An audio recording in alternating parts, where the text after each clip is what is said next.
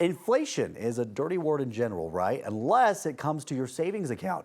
You may have heard a lot of people talking these days about high yield savings. Then it's okay, Yeah, right? So while you're probably used to seeing pennies in interest added to your normal savings account each month, these other accounts promise larger returns, up to 5 or 6% in some cases. Consumer investigator Steve Staeger looks at the pros and cons.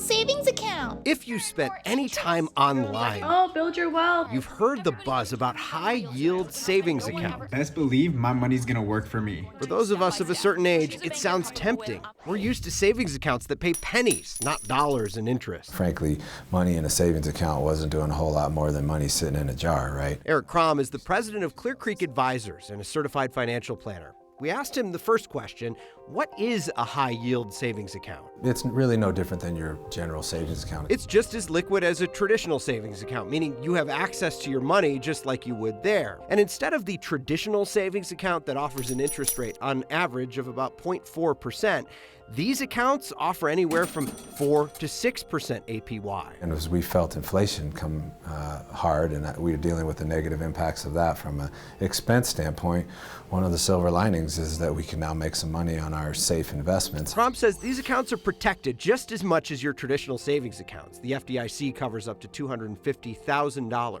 Every dollar you have, you might as well get as much as you can. The cons, you're usually only going to find rates like this at an online bank, which can make some people uncomfortable. The reality is online institutions probably have less overhead than brick and mortar, so they're paying more. And that 4 to 6% return rate may not last forever if the feds lower interest rates this year.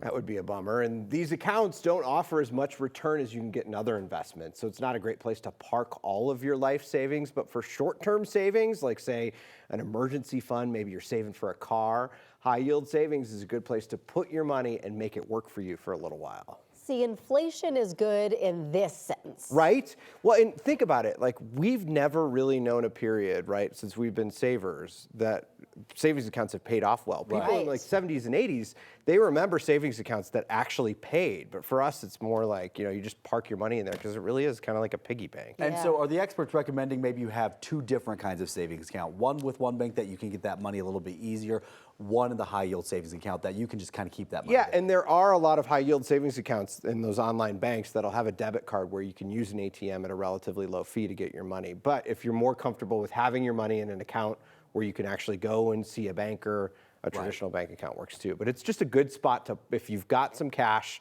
that you're saving for something and you don't want it to just sit there for months and not really do anything for you, it does something. Now's the time before the interest rates change, because then that all changes the course as well. Because of course, if you have your money in one of those accounts now and the interest rates go down, you might see your rate go down. Right. All right, good advice, Steve. Yeah. Thank you. Let's get